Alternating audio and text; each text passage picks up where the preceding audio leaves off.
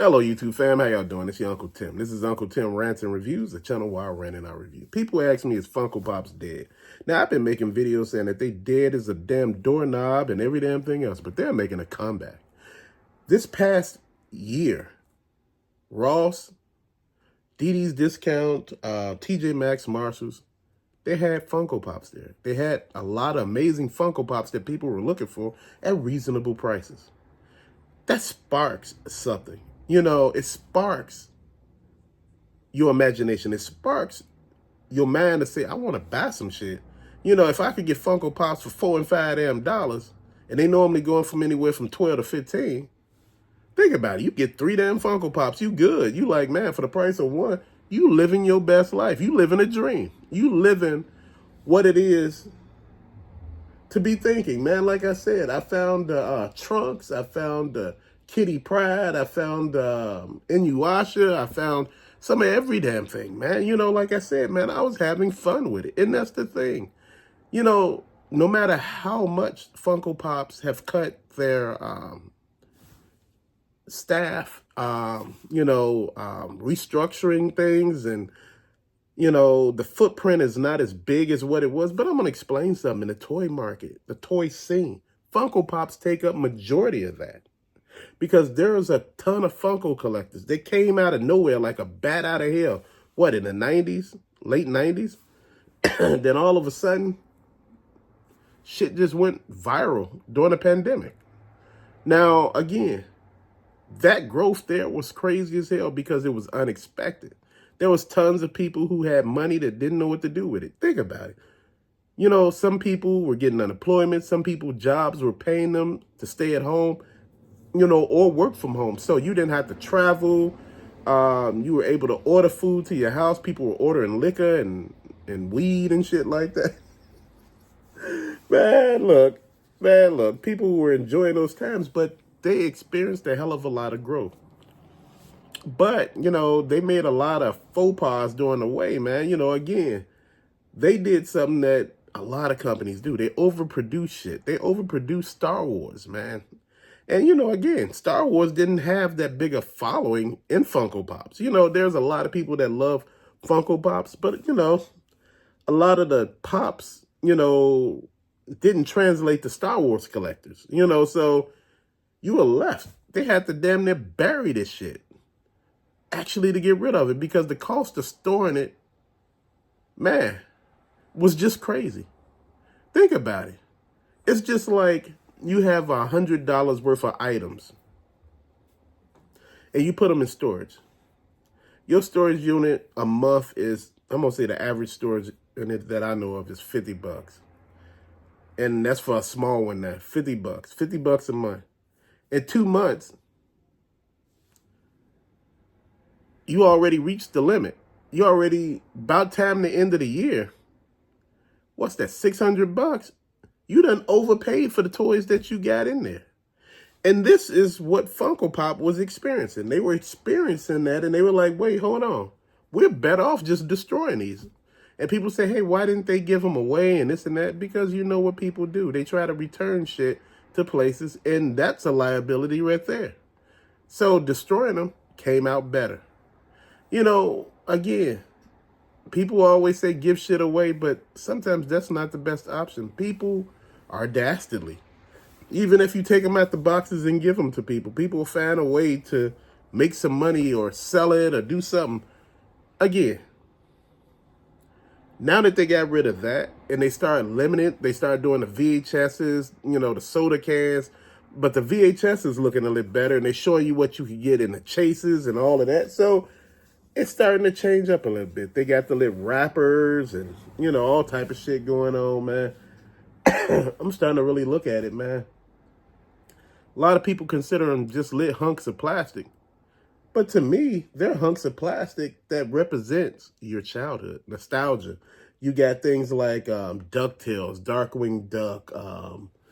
You got things like Inuyasha, the Powerpuff Girls, Masters of the Universe, The Simpsons, Gotcha Man, Dragon Ball Z, Spider-Man. You know, you got G.I. Joe, DC stuff. You got all kind of shit, man. And I'm just saying, This is the beauty of Funko Pops. And, you know, Ross helped reignite that. Because, again, Funko Pops were dying.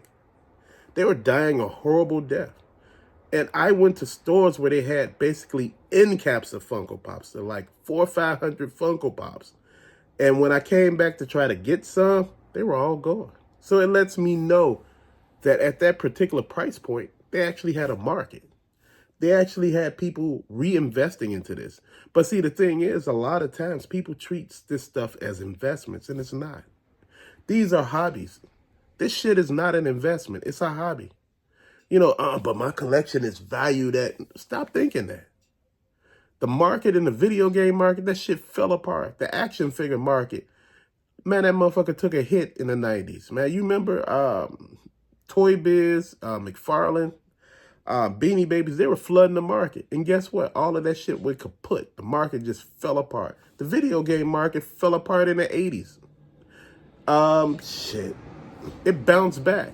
Then you had the biggest surge with a lot of stuff during the pandemic. So you looking at all of these things coming together.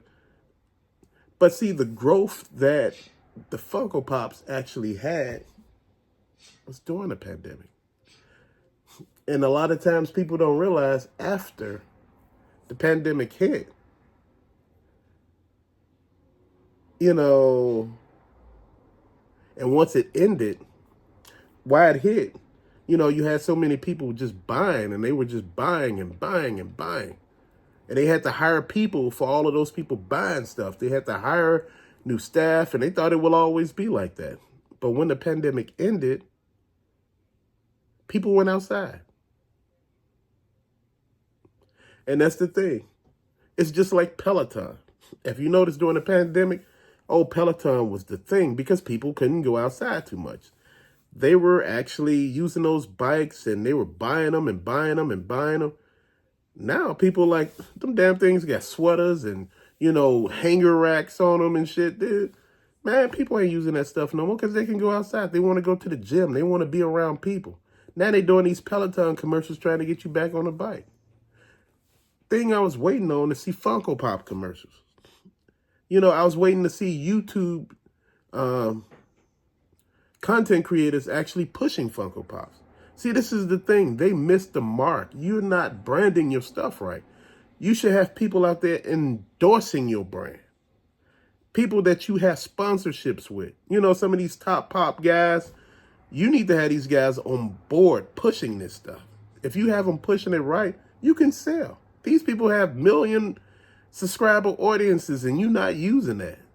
You're not backing the people. It's like the people that were mad at the influencers who backed Shein. And they were talking about Shein is a crap company. They got human rights violations and this and that, and they do sweatshops. If that's the case, if you had a problem with Shein, you should have a problem with food, clothes, your shoes.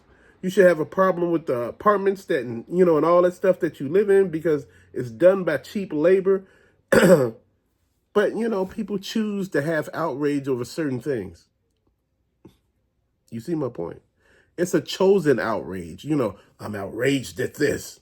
I'm outraged at Funko Pop and this and that. And Nike do the same thing. Jordans do the same thing. Sweatshop labor. And they asked Michael Jordan a long time ago, what did he think about this? And he said, this country has laws. They have things safeguarding the people. Who am I to say anything about these people, way of life, and how their laws are governed? He shut that shit down so damn fast, they never asked that question again. Because it was a question that he shouldn't have been asked. But he answered it in a way that you couldn't ask that question no more because he gave you the right response.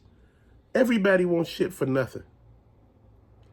And now that we doing everything, man, and doing it right, it is what it is. Look at this. You have a ton of Funko Pops, but nobody never understand. People look at it as if you trying to say some stuff, man, and you not. Funko Pops are making a comeback. Like I said, they got the Pop miniatures, which I got some of these things around here somewhere. Because we had an advent calendar, me and my wife, and we were actually, you know, sitting here having a lot of stuff. Hold on, wait a minute. Give me a second. I probably should have had these out. But let's take a second. So, you had certain days in December, and, you got a different pop from the box. It was a surprise pop. And, man, you got a few of the same ones, man. But you know what? Those Funko Pops like these.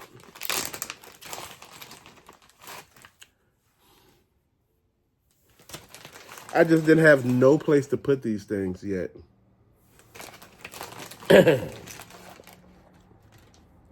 And that's that's the beauty about all of this, man.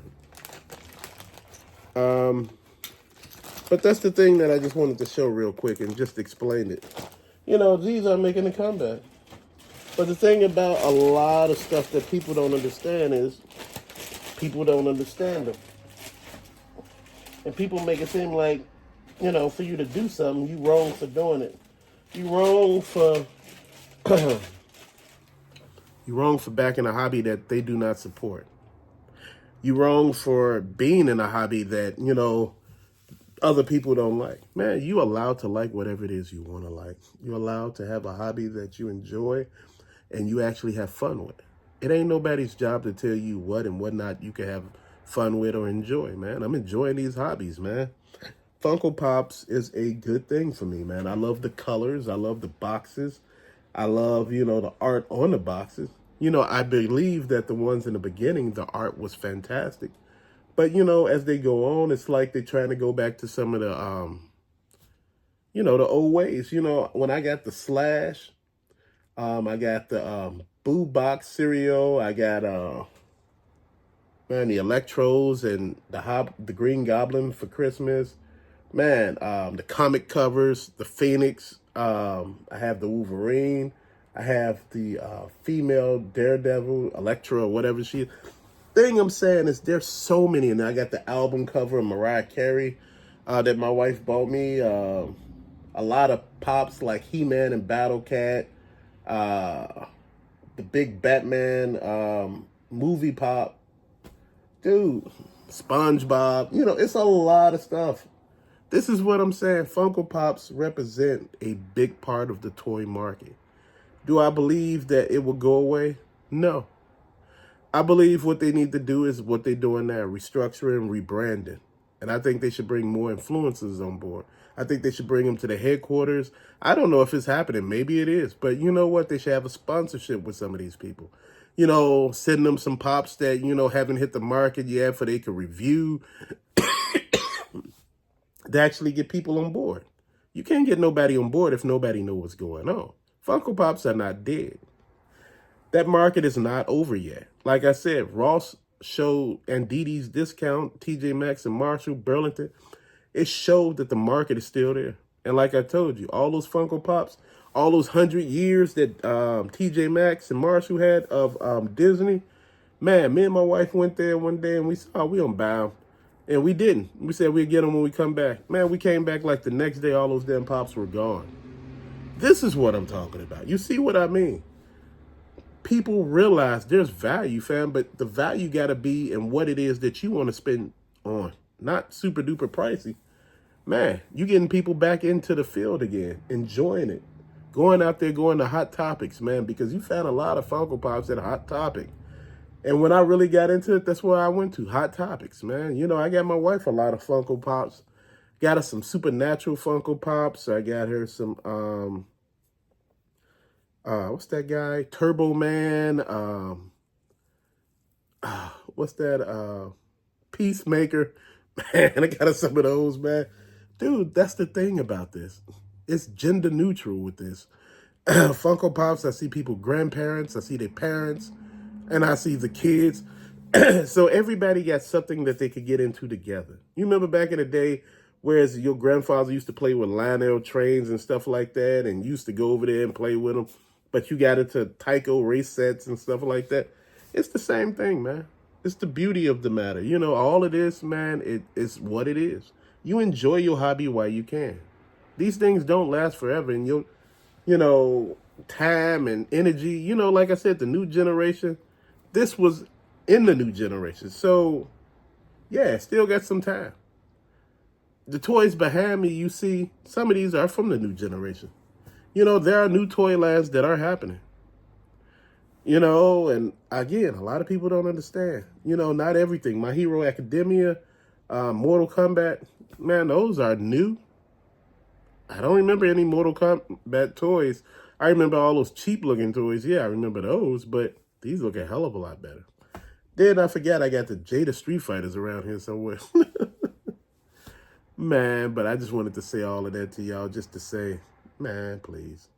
This is a good thing. Let's keep this going, man. Let's enjoy the hobby of Funko Pops, man. Good or bad. If you don't like it, just don't mess with it. But don't knock the people who like it. But to later, fam, peace out.